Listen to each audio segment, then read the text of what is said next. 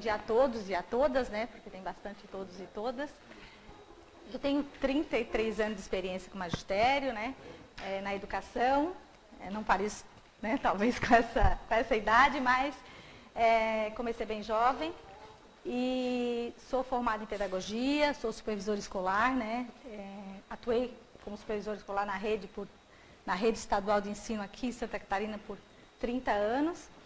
E hoje faço parte da equipe de gestão que coordena a gestão escolar na rede estadual. Estou na sede, na Secretaria de Educação e também, né, então, atuo como professora, né, nas instituições de ensino superior. Fui professora da UFSC até o ano passado, mas nesse momento estou somente nessa função, em função da demanda das viagens, né. E hoje, né, eu recebi o convite, né, e aceitei, estou bem feliz de estar com vocês para a gente estar discutindo um pouquinho sobre a gestão. Tenho bastante experiência nessa área. Não posso tocar no vestido. Então, gente, o tema eu discuti um pouco com a Catiúcia, que fez o contato. Como nós trabalhamos com a formação dos gestores, nós poderíamos trabalhar com vários temas com vocês. Mas um tema importante que a gente vem discutindo é como fazer gestão no cotidiano, que é a questão mais complicada, né? Porque o cotidiano da escola, ele tem uma demanda específica, complexa, e os gestores, muitas vezes, eles ficam imersos nesse cotidiano e não conseguem desenvolver um trabalho de gestão pensado, analisado, com intencionalidade. Então, é isso que eu vou trazer para vocês, tá? E para isso, uma das coisas que nós vamos estar pensando aí durante essa fala é esse papel do gestor, tá? Porque se vocês forem estar observando o que tem de produção hoje, né? A gente tem muito a palavra gerenciar a escola, né? E aí a gente vai estar discutindo, né?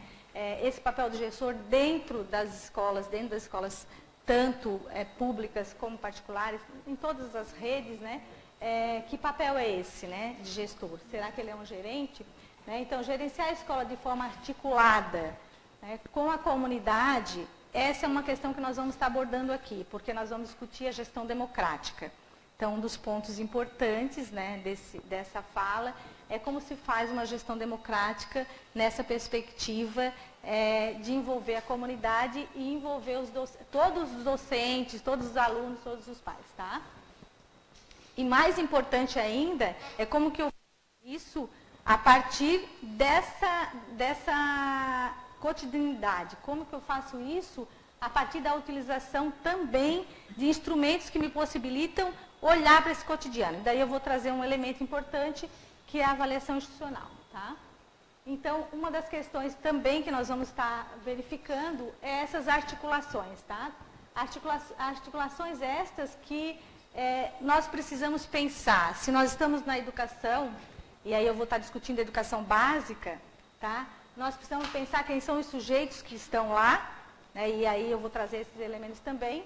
E esses sujeitos, eles têm um percurso formativo, né? Então, dentro da educação básica, hoje, né, conforme está organizado na legislação, nós temos um percurso formativo que inicia com 4 anos de idade e encerra com 7 anos. Com 17 anos. Então, a gente vai ter que pensar que a legislação, daí seria outra palestra, né? Mas eu vou deixar esse elemento para vocês, que eu vou mais para frente, né? Que está complicado para ti, né? Que na educação básica nós tivemos muitas alterações na legislação, na LDB, né? E hoje, se vocês observarem, tem uma palavra que apareceu e desapareceu várias vezes nesse decorrer dos anos aí, que é a palavra no mínimo. E essa palavra no mínimo, quando ela aparece na legislação, ela significa o quê? Quando é no mínimo, significa que eu não preciso cumprir naquele período estipulado. Quando ela some da legislação, quando ela desaparece, significa que eu tenho que cumprir no período que está estipulado. E hoje a palavra no mínimo está fora da lei. Ela não existe dentro da legislação. Então, significa que o percurso formativo ele tem que começar e terminar com aquela idade. Não pode ter interrupções. E aí é uma outra discussão que a gente poderia estar fazendo aqui, mas eu só trago essa questão para vocês se atentarem a isso quando vocês forem, vocês vão trabalhar com pesquisa, né? E é importante que quem está nesta área da gestão se atente a dar uma olhada na legislação e ler esse aspecto, né? No decorrer dos anos ela foi sendo alterada. Então eu vou trazer esses elementos hoje que está posto na legislação atual, que é a formação do sujeito, né, a formação integral do sujeito, né, e a questão do percurso formativo. Tá?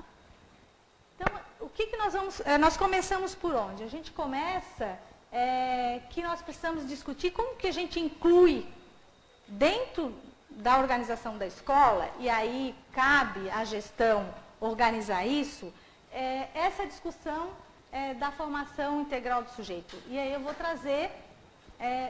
dois pontos importantes, né, que são instrumentos de desenvolvimento do trabalho da escola, que é onde deve estar incluído esses elementos, certo?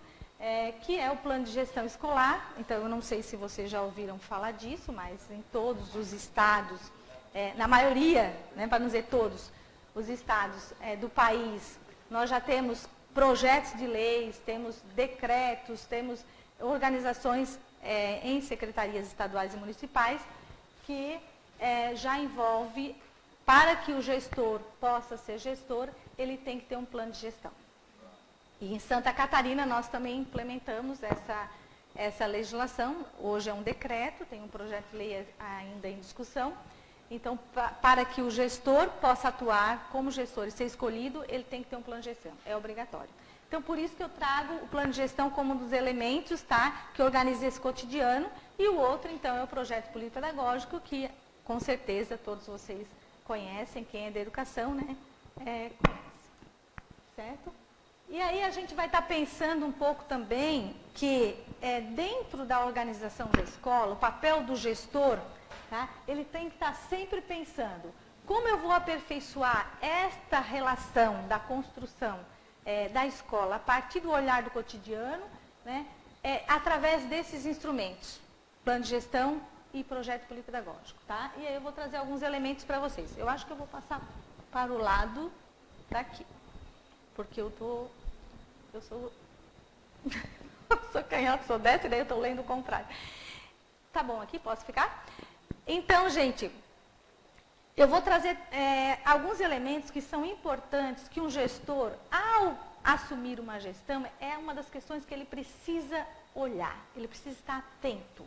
Né? E vocês, como pesquisadores, né, que daí vocês vão estar no papel da pesquisa, vocês precisam estar atentos também a olhar a escola. Será que isso está acontecendo? De que forma que a escola organiza, né, esses fundamentos? Então, são três, tá? É o fundamento ético-político, epistemológico e o didático-pedagógico. Então, eu vou estar trazendo esses três fundamentos para mostrar e discutir com vocês que para a gestão poder articular todas as questões que envolvem o cotidiano de uma escola e organizar isso, ela precisa ter fundamentos que direcionem o seu trabalho. E eles vão estar postos naqueles dois instrumentos que eu falei para vocês. Então, eu vou para a escola, eu vou fazer uma pesquisa, eu preciso olhar qual documento, eu preciso olhar o plano de gestão e o PPP. Aqui estão postos? Estão. Né? Esses fundamentos, como que é organizado isso para que no final, lá na ponta, a escola cumpra com a sua função social. Tá? E aí, eu trago que nesses fundamentos, nós temos relações que permeiam esses fundamentos, que são as práticas, né? A organização didático-pedagógica, então é a prática do professor, como ele organiza isso, o corpo social, toda a organização, todos que fazem parte da escola, e a infraestrutura, que a gente chama, né, nesse caso, que nós temos dentro das escolas, nós temos atividades fins e atividades meios. Né? Então, a atividade fim da escola é a sua função social, é preparar esse jovem, essa criança para uma sociedade. As atividades meios são aquelas que dão conta de organizar isso de uma forma que garanta que esse sujeito chegue lá. Né? E aí vocês também vão ter possibilidade, quando a gente vai fazer uma pesquisa, de olhar uma coisa ou outra, né? De escolher uma coisa ou outra, porque dentro da questão da gestão, existe uma organização complexa, que precisa ser olhada com mais cuidado. Eu trago só para vocês elucidar a fala, né? Então, o que são esses fundamentos para a gente estar entendendo? Então, o ético-político são todos os valores que estão explícitos dentro da escola. Muitas vezes, esses valores, eles só permeiam o fazer de cada um. Eles não estão explicitados dentro do plano de gestão e dentro do projeto da escola. Então, por exemplo, se eu quero estar olhando essa parte específica, eu tenho que olhar se ele existe e está explicitado, se ele está organizado. Qual é o papel do gestor? Ele tem que trazer isso para a discussão e ele tem que organizar isso dentro dos instrumentos que organizam a escola, né? E aí, o epistemológico, por quê? Porque a escola trabalha com conhecimento e nós precisamos, né, organizar essa escola baseado ou estruturado em cima, né, de um conhecimento já construído, de uma teoria, né? Então, não dá para dizer assim, nós somos ecléticos, a gente faz de tudo, né? Esse tipo de gestão, a gente tem que olhar com cuidado, né? Porque se o corpo da escola, se a gestão da escola não define no seu projeto de escola, que é o PVP, o que nós queremos, né, para aquele sujeito que está ali, e para isso eu preciso ter uma fundamentação, né? E eu não posso dizer que eu uso um pouquinho de cada coisa, porque cada um que construiu uma teoria, ou que desenvolveu, né, principalmente a teoria da aprendizagem, ele entende que a criança ou o jovem aprende de um determinado jeito, né? E aí não dá. Se eu entendo que a criança e o jovem aprendem assim, eu não posso, daqui a pouco, ir para cá, né? O que vai acontecer? Né? Eu não vou desenvolver, de fato, esse jovem dentro de uma perspectiva de uma relação com essa sociedade que torne ele capaz de ser autônomo. Né? Porque daí eu vou colocando muitas questões no meio dessa formação que interferem. E o didático-pedagógico, tá? E aí entra o projeto da escola, são as relações didático-pedagógicas, como eu construo isso. E aí é fundamental que para uma gestão democrática, todos esses fundamentos, eles sejam construídos coletivamente. Né? Não dá mais para alguém chegar lá com uma regra pronta, uma proposta pronta, um modelo copiado, um projeto comprado. Então, as escolas, né, elas precisam, e qualquer escola, né, não é só de educação básica, né, precisa se organizar no seu coletivo para pensar esses aspectos, definindo a partir de uma visão de sociedade. Então, nós temos essa sociedade, é aqui que nós estamos inseridos, e qual sujeito a gente quer formar para essa sociedade, e a partir daí, então, eu defino o meu projeto. Nós temos um problema, eu sei que a minha fala é bem curtinha, né? Mas, assim, nós temos um problema e uma questão a ser pensada.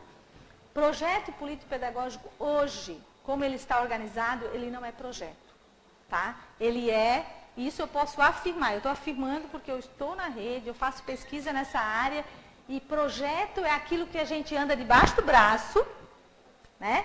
E eu verifico, eu olho, estou fazendo, eu preciso dessa medida, dessa quantidade, disso, daquilo, né? Quando eu deixo um projeto na gaveta, quando eu deixo um projeto no pendrive, quando eu deixo, né, e olho de vez em quando, o que acontece? Ele não é projeto. Porque ele até pode ter sido pensado enquanto projeto, mas na hora da execução eu não uso. Né? E aí cada um faz o que quer. O projeto é aquele que dá a linha, né? É a mesma coisa que nós fomos pensar num projeto de uma estrutura física. Imagina o engenheiro dessa obra deixar o projeto em casa e vir para a obra sem o projeto. Eu sempre falo para os meus alunos que os professores são os pedreiros da obra. Né? Imagina que cada pedreiro ficasse com uma viga, né? E ele decidisse o que coloca na viga. Eu vou colocar um pouquinho de areia, um pouco de brico, de ferro, o outro também. E o que seria da obra? Né? Ela cairia na nossa cabeça. E quando a gente não pensa o que faz e não tem intencionalidade e não tem projeto, isso acontece. Né? Cada pedreiro, cada professor discute, né? Às vezes, né, ou não, e decide sozinho o que coloca ali. Né? Na sua disciplina, na sua área do conhecimento. E o que acontece? Nós temos as deficiências, defasagem hoje postas na constituição do sujeito. E aí, outra questão, vocês vão me desculpar, assim, que eu acho que eu não vou chegar no final do slide, tá? Porque eu preparei bastante coisa, mas é que eu vou trazendo outros elementos que eu acho importante. Então, uma das questões importantes que a gente deve pensar quando a gente pensa projeto lá na organização didática, é também discutir o que é conteúdo e o que é conceito. Porque muitas vezes nós temos também uma discussão muito rasa sobre isso e a gente não se apega a algumas questões que, por exemplo, o conteúdo é importante. Claro, o conteúdo é fundamental, porque o conteúdo é aquele que vai constituir o conceito, não é? É o elemento que constitui o conceito. Mas o conteúdo pelo conteúdo, a atividade pela atividade, não constitui. Né? Então é isso que a gente tem que estar pensando. Quando nós somos olhar criteriosamente, com cuidado, para um projeto de escola, é importante levantar essas questões. E eu espero que... Né?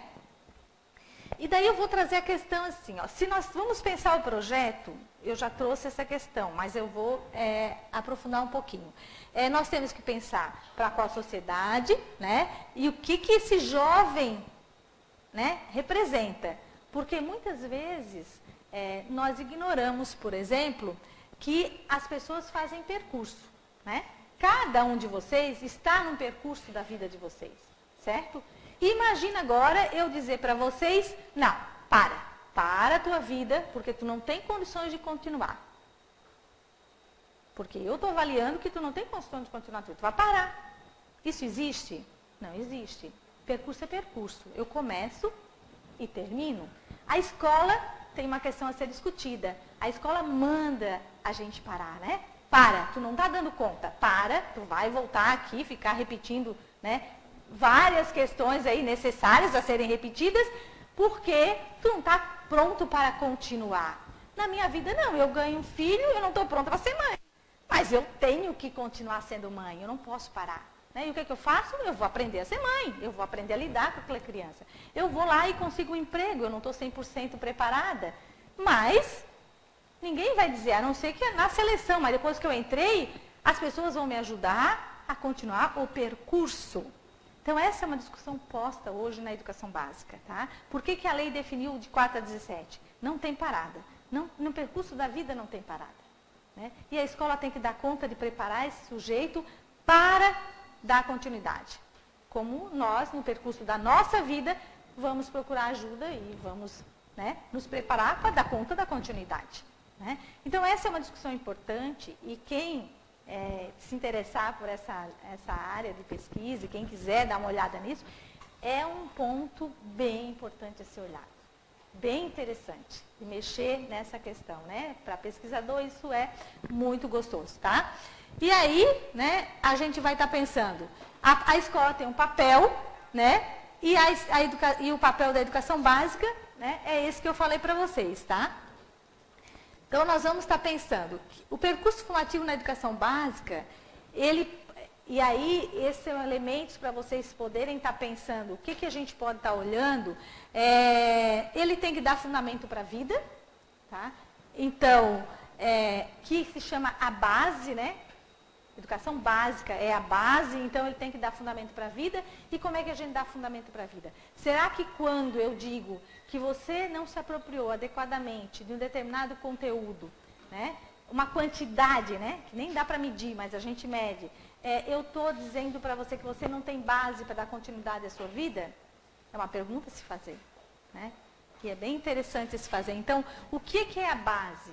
Né? A base, o conteúdo escolar, ele tem que ser o quê? Aquilo que nos constitui, nos atravessa. E esses conteúdos, eles só vão nos construir, nos atravessar enquanto constituidores de uma base para a vida, quando a gente provoca esses sujeitos à reflexão. Então, quando a gente vai olhar um projeto de escola, vai olhar uma organização escolar, né? Como que a gente olha lá nos documentos que precisamos olhar, que é o projeto, o plano de gestão, que é o projeto de escola, se a escola tem organizado isso, se ela pensou sobre isso, aonde a gente olha isso? Né? E aí a gente vai ter que pensar, se nesses planos, eles têm que ter uma intencionalidade clara. Tem que estar definido. Primeira coisa que tem que definir, quem é o sujeito, quem é o cidadão que eu quero formar. Segunda coisa que tem que definir, quais são os fundamentos. Né? E aí tem que compreender o que é criança, o que é jovem. Tem que escolher qual é, né? Qual é o conceito de jovem, de criança, de adolescente, de sociedade, né, de aprendizagem, de ensino? Isso tem que estar lá, tem que estar posto, para que a gente possa compreender, não, a escola entendeu que a aprendizagem se dá assim. Então, se a aprendizagem se dá assim, logo, essa base tem possibilidade de ser construída, tá? E aí a outra questão é o currículo, né? O currículo, muitas vezes, ele está só no formato de listas, né? Que a gente conhece muito a lista de disciplina. E o currículo, ele ultrapassa essa questão. Então, é outra questão que a gente precisa estar pensando e é outra discussão, então eu não vou aprofundar, tá? E as ferramentas também, ela precisa estar posta nessa organização de gestão. Que ferramentas a escola utiliza, que ferramenta a gestão traz para a discussão e organiza, né? Para, então, garantir essa formação. Tá? E aí, com isso, né, gente, a grande questão é que nós, sujeitos, possamos aprender a aprender, né? Que é o caso de vocês hoje, né? Vocês estão vivendo essa experiência, né? Fazer um mestrado, um doutorado à distância, né? Vocês estão vivendo isso. Então, com certeza, quem passou pela educação básica e foi reprovado por algum motivo nesse percurso, deve estar pensando, o que aquilo interferiu hoje no meu processo, né, de aprender a aprender, né, de fazer isso com autonomia, de ter a minha autonomia intelectual, né? E é uma reflexão que vocês também, enquanto estudantes, vão estar levando, né? E assim, gente, esse aqui eu vou estar pulando porque eu até já falei, mas assim, é importante a gente pensar também que um dos elementos que nós podemos estar olhando é o que é formação integral. Existe talvez uma confusão, às vezes aí posta em alguns lugares, que formação integral é educação integral, né? O período integral que a criança fica na escola. Então, esse é um conceito novo também, que está na legislação enquanto novo. A formação integral é pensar no sujeito como um todo, né? Na sua subjetividade. Porque nós sempre pensamos que todos são iguais, né? Vocês estão aqui e eu estou tratando todo mundo igual, como se todos estivesse ao mesmo tempo compreendendo do mesmo jeito o que eu estou falando. Isso não é verdade. Cada um tem um lugar na história, né? Cada um ocupa um lugar na sua história, se constituiu a partir do seu lugar e da sua cultura e da sua história e vai entender o que eu estou falando a partir do lugar que está.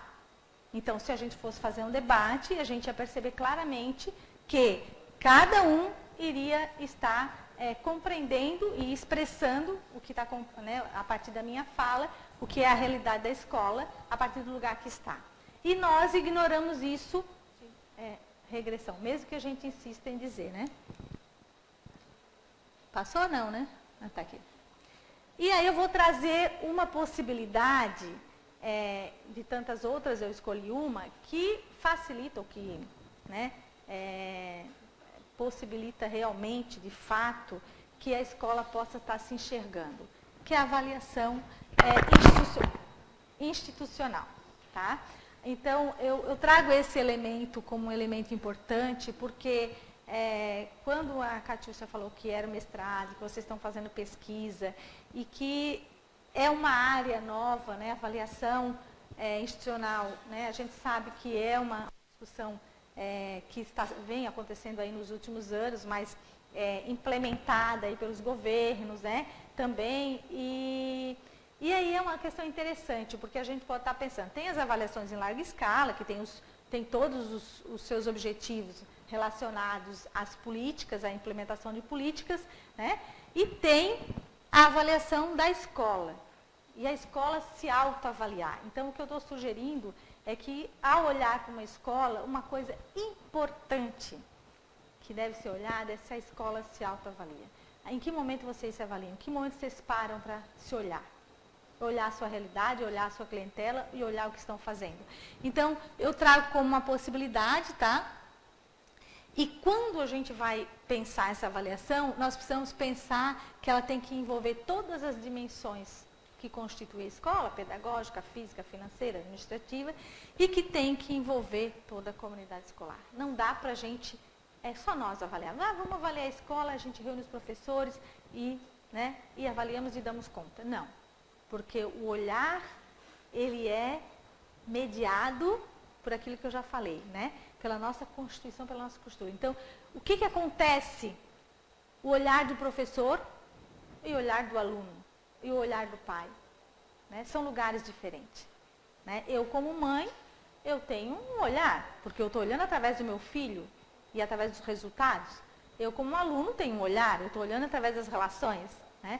E eu, como professor, eu tenho outro olhar. Então, é importante que essa avaliação, para que a gestão democrática aconteça, é fundamental que exista esse processo dentro da escola, tá? E daí uma das questões importantes também, que eu considero bem importante, é que a avaliação, ela possibilita eleger prioridades. Por quê? Porque a escola é complexa, como eu falei para vocês. Não dá para fazer tudo. Então, o gestor, ele assume uma gestão por um período, né? 2 anos, 3 anos, 4 anos, em qualquer instituição. Não só nas públicas, na educação básica. Então, eu tenho que eleger prioridades. Né? Eu tenho que fazer aquilo que já acontece acontecer e eu elejo algumas prioridades que são aquelas que vão demandar maior tempo das ações da gestão e de quem está na gestão, das equipes, tá? Então, é importante que essas prioridades façam parte do projeto de escola, certo? Então, qual a prioridade da escola? É uma grande pergunta a ser feita, tá? E o projeto nos possibilita fazer as escolhas, como construir caminhos diferentes para fazer, né? E no coletivo e no planejamento, então, seria a possibilidade que eu deixo, né, enquanto sugestão para discutir essa questão da gestão democrática. Então, quando a gente vai pensar, né, que nós precisamos avaliar, sempre pensando, né, no coletivo e através do planejamento, né? Porque o planejamento é fundamental para qualquer gestão, né, e para qualquer ação e atuação. E aí eu trouxe algumas questões, tá? Que são importantes estar olhando. Quando se avalia, quando se cria instrumentos de avaliação, tá? Então, o foco sempre é a aprendizagem do estudante. Porque a escola tem uma função social, ela só existe para, né? E, então, uma das questões importantes, o que nós poderíamos estar olhando? A ação do estudante, do grêmio estudantil, né, se existe, se não existe, o desempenho dos estudantes, então todos aqueles aspectos que envolvem o desempenho do estudante, o desempenho do professor, né, a participação dos pais nos conselhos, nas APPs, né, a gestão da escola nas dimensões pedagógica, administrativa, física e financeira. Nós também temos que avaliar a interferência do sistema educacional na escola, né? E os espaços da escola, certo? E então é importante que a gente precisa, é uma questão fundamental, né? Identificar fatores e situações que precisam de mudança. Por quê? Porque se eu estou construindo um projeto, eu já tenho o projeto, está lá. Aí eu faço a avaliação e eu vou discutir com meus pares e com os segmentos da escola quais desses fatores que aparecem numa avaliação que estão dificultando que o projeto vá para frente. Né? Quando a gente vê uma coisa física é fácil, né? Quais são os fatores que estão dificultando a obra? Ah, tá, esses pedreiros a gente vai ter que trocar, porque, né, não dão conta. Ah, não, esse material está péssimo. Né? Cimento que nós compramos, ele vira areia. Né? Uma obra é fácil, né? Quando a gente lida com seres humanos, com educação, é mais complexo, a gente precisa... Então, mas é fundamental que a gente, a partir da avaliação, identifique esses fatores que precisam ser olhados com atenção, com cuidado, que eles precisam ser... trazer à tona mesmo, né? Para discutir. Porque às vezes a gente olha tal, mas a gente não explicita, não traz à tona, não discute, tá? E aí também eu trago para vocês que a avaliação, ela é como ferramenta, né? Porque ela é uma ferramenta que possibilita que a gestão realmente possa ser democrática. Tá? Então, é nessa perspectiva da gestão democrática, né? Então, ela possibilita o quê? Rever, aperfeiçoar, construir, né? A partir do contexto, né? Reformular, formular e, com isso, né? Gerar um processo democrático, né? Buscando o quê, né? Uma transformação daquilo que a gente acredita que não esteja bom, né? Que é a transformação social a partir de instrumentos, né? Que possibilitam o estudante a pensar isso. E a outra questão é a avaliação como processo. Tá? Então, nós temos duas questões importantes. Né? Uma, ela é um instrumento da gestão e outra, ela tem que ser processo. E o que é processo? Né? É aquilo que não acaba em si, né? Eu fiz a avaliação e deu, né? Então, a avaliação institucional é um processo, ela tem que ser, envolver todas aquelas dimensões que eu falei para vocês, ela tem que ser contínua, ela não pode acabar, fiz uma vez e deu, ela tem que estar sempre sendo refeita, né? Para que ela tenha um período a ser executada, né? Que daí é o sistemático, né?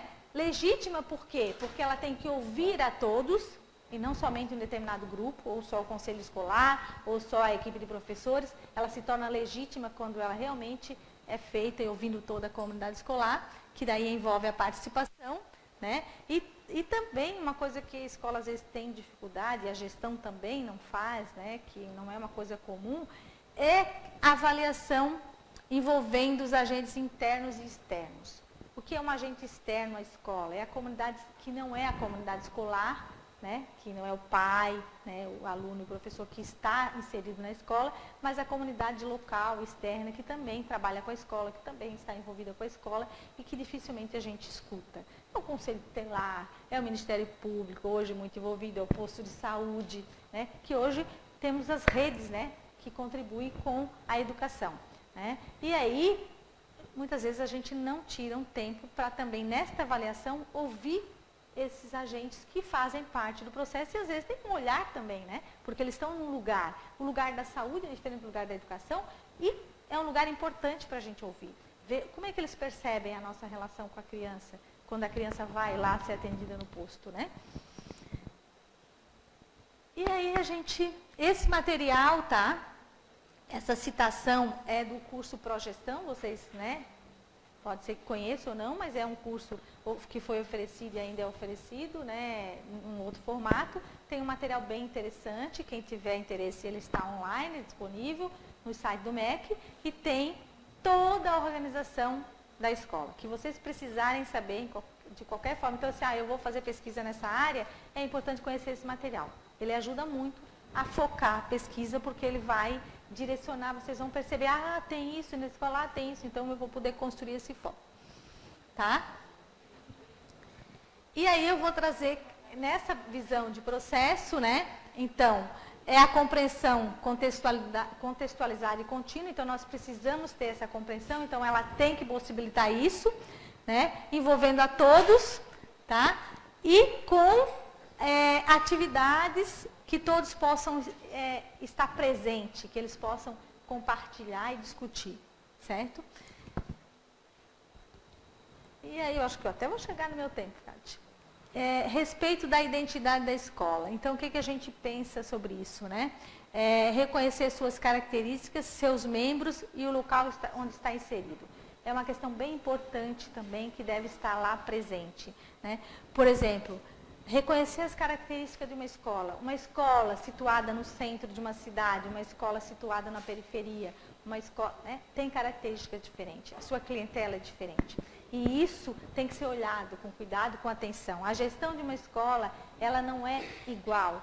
Nem é igual em lugar nenhum, em nenhuma situação, e muito menos dentro de uma rede ou dentro das escolas. Por quê? Porque cada escola, dependendo de onde ela está e qual a característica que ela tem demandas diferenciadas e a complexidade pode ser maior ou menor. Né? Eu escutei uma vez o Chico do INEP e ele chegou numa cidade pequena e a diretora bem feliz, disse para ele assim, olha, minha escola está com o IDEB acima na BED, excelente. E ele perguntou, onde é a sua escola? Não, ele disse, a sua escola é aquela, né? E apontou, porque ele estava na cidade. E ela se é. Claro, porque só podia ser a escola do centro, ele disse. Que teria, né? Por quê? Porque a clientela que está ali é uma clientela que precisa, muitas vezes, de menos que uma clientela que está na periferia. E, com certeza, se vocês olharem os dados do INEP, vocês vão perceber que as escolas da periferia, as escolas que têm uma demanda e uma exigência maior social, elas têm o IDEB menor.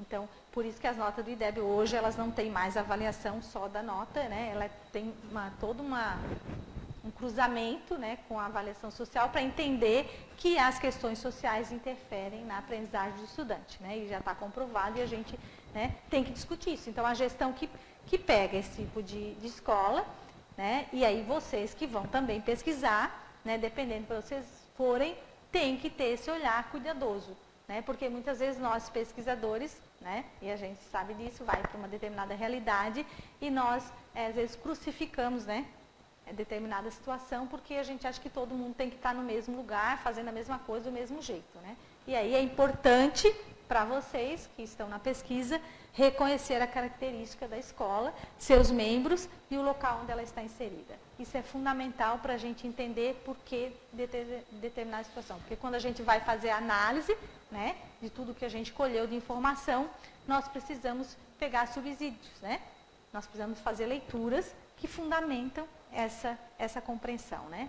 E aí vocês, né, eu não sei a trajetória de cada um de vocês, né, quem está no início, quem está no final, quem, né, já está concluindo, mas é importante a gente pensar nisso. E como eu trouxe o tema como cotidiano, né, é importante a gente pensar que a avaliação ela tem que estar e fazer parte do cotidiano, então para isso ela tem que estar no calendário escolar.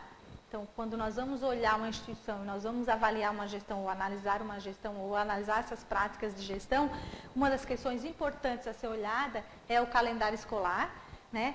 Ela tem que estar incorporada nas práticas cotidianas. O que são práticas cotidianas? A prática cotidiana não é só a prática cotidiana do professor, é de toda a escola, inclusive do pai que chega na escola e entra e sai e deixa o filho, né?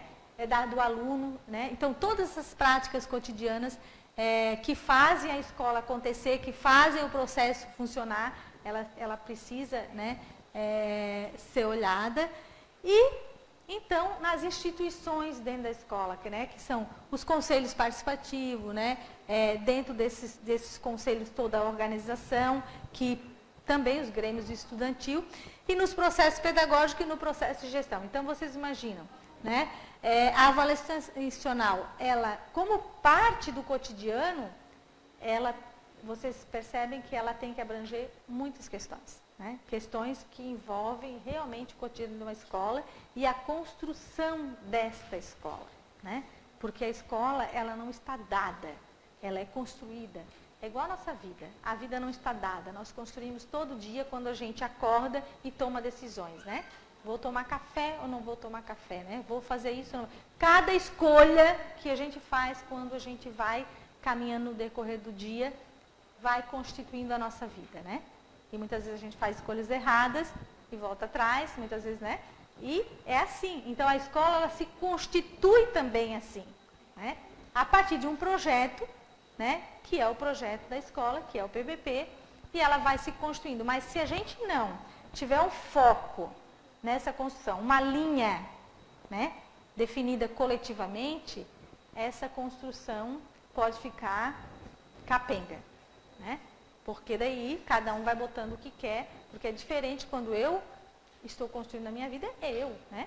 Uma pessoa. E quando são muitas pessoas, né, é igual quando a gente educa criança, filho, né? O pai diz para lá, a mãe diz para cá, né? A avó diz para a esquerda e o avô diz para a direita. E aí o que acontece? A criança tem dificuldade de entender o mundo. Ela tem dificuldade de criar uma coisa fundamental, que é um comportamento ético, né? E na escola a gente não faz isso? Vou dar um exemplo. Cria-se as regras. Não usa celular. Aí o professor A deixa, o professor C não deixa. E aí o que acontece? Nós ensinamos aos nossos sujeitos, estudantes, que burlar a regra é normal.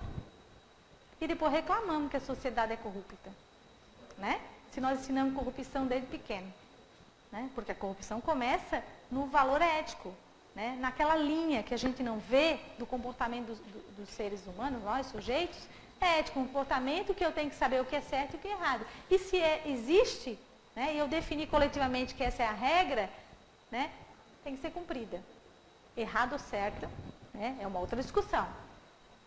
E na escola a gente não se percebe, e nem quando a gente educa os filhos, né, a gente não se percebe que esses pequenos detalhes são importantes. E dentro de uma perspectiva de gestão democrática, é mais, não vou dizer fácil, mas possibilita mais quando se constrói coletivamente, se discute coletivamente.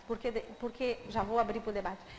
Porque nós temos essa linha definida coletivamente. E daí seria, né, indicado que todos seguissem. Porque nós vamos ter um sujeito com essa perspectiva de vida mais ética, mais comprometida e vai se desenvolver melhor para a sociedade que nós queremos. Porque muitas vezes nós só queremos acabar com a corrupção, né? Mas como é que a gente acaba? Educando as crianças, né, num princípio ético que não seja esse, né? Uma hora eu estou aqui, pode. Outra hora eu estou lá, não pode. Né? A história do achado não é roubado, né? E essas outras questões que estão postas aí para nós. Eu já vou abrir aqui, eu combinei com a Cátia que a gente, como eu falo muito, e para não perder o raciocínio, eu vou abrir depois. Mas já está encerrando meu tempo? Já? Tá. Então, vou ver o que tem aqui, que daí eu já vou pulando, tá? Só para lembrar, planejar é fundamental. Tá? Então, se eu vou olhar para uma gestão escolar, é a primeira coisa que eu tenho que olhar. Tem planejamento? Se não tem planejamento, é problema. Tem que discutir. Planejamento é fundamental. Para tudo e principalmente uma instituição, tá? E aí eu sugiro aqui, né, e trago para vocês, olhar o planejamento a partir de algo, não a partir do nada, né? Então o planejamento tem que estar fundamentado numa avaliação ou numa organização, tá? E aí eu já discuti isso com vocês, e aí eu fecho. Então a avaliação é um instrumento que aponta de fato qual é a realidade do trabalho, tá? E planejar sempre é antecipar ações para atingir certos objetivos, né, que vêm de necessidades criadas por uma determinada realidade. Então, é importante isso. A realidade cria a necessidade. Né? Não somos nós que criamos. Muitas vezes, dentro da realidade das escolas, a gente cria a necessidade sem olhar para a realidade. E nem precisa aquilo.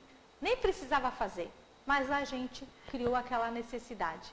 E a necessidade emergente, aquela que está lá, né, batendo, a gente nem olha. Então, por isso a avaliação é importante, tá? E aí, né, esse é uma citação de Antunes, tá? E o grande desafio da escola, que eu encaro como um grande desafio, né, é o planejamento, tá? Planejar, ele desenvolve esse convívio democrático. Então, por exemplo, para que eu aprenda a planejar, eu tenho que conviver democraticamente, eu tenho que ouvir o outro, né? E não posso somente uma ideia prevalecer. E daí nós vamos discutir toda a questão que está posta hoje na sociedade, que é a questão da pluralidade cultural, né? E isso aqui vocês vão ter o material, então, gente, é só para né, o que vocês podem estar olhando dentro de um planejamento. Se a escola tem, né, se ela tem intencionalidade, se ela tem diversidade de estratégia, né, múltiplos caminhos para um determinado problema, se ela tem interação e cooperação entre todos e se ela registra sistematicamente. É outro ponto fundamental, registro, que é uma coisa que peca muito, né? Então, são esses elementos que são fundamentais para a gente olhar e prestar atenção dentro de uma gestão democrática, e não só da gestão democrática, qualquer tipo de gestão, tá? E a questão do comprometimento, né, é fundamental, porque se não tem comprometimento, e comprometimento a gente constrói, né? Muitas vezes já você não é comprometido. Mas eu nem perguntei se ela podia ou não fazer, participar, né? Então, comprometimento se constrói envolvendo as pessoas. Né? Muitas vezes eu escuto nas relações particulares, né? Ah, meu marido não faz nada, meu Deus, não ajuda em nada, não sei o quê. E aí tu vai conversando, claro, para a pessoa não dar nem espaço para criar um comprometimento, né? Para essa pessoa se comprometer com algo. Não, eu me comprometo com isso, eu não dou conta disso, não dou conta disso. Assim é na escola, a gente tem que construir, tá? E aí eu digo construindo, avaliando, planejando, né? A partir da diversidade do grupo, né? E com isso a gente tem uma gestão democrática. Daí eu deixo uma pergunta para vocês, né? Qual o movimento da escola para construir a gestão democrática?